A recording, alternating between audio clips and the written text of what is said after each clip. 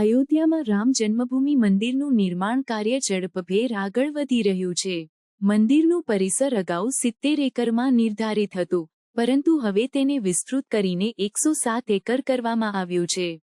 આ નિર્ણયથી મંદિર પરિસરમાં વધુ સુવિધાઓ અને આધુનિક વ્યવસ્થાઓ ઉમેરવામાં આવી શકશે. મંદિરના નિર્માણ માટે અત્યાર સુધીમાં અંદાજે 1,100 કરોડ રૂપિયા ખર્ચવામાં આવ્યા છે અને બાકીના કાર્ય પૂર્ણ કરવા માટે વધુ 300 કરોડ રૂપિયાની જરૂર પડશે.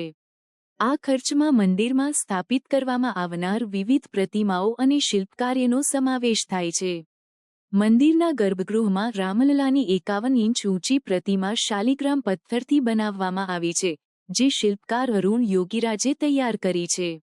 પરિસરમાં જટાયુની 30 ફૂટ ઊંચી પ્રતિમા પણ સ્થાપિત કરવામાં આવી છે, જેને કુબેર ટીલા નામ આપવામાં આવ્યું છે.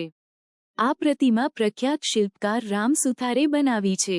મંદિરના નિર્માણ સ્થળની નીચે ટાઈમ કેપ્સ્યુલ કાલપાત્ર દફનાવવામાં આવી છે, જેમાં રામ જન્મભૂમિ અને અયોધ્યાના ઇતિહાસ સાથે જોડાયેલી માહિતી રાખવામાં આવી છે.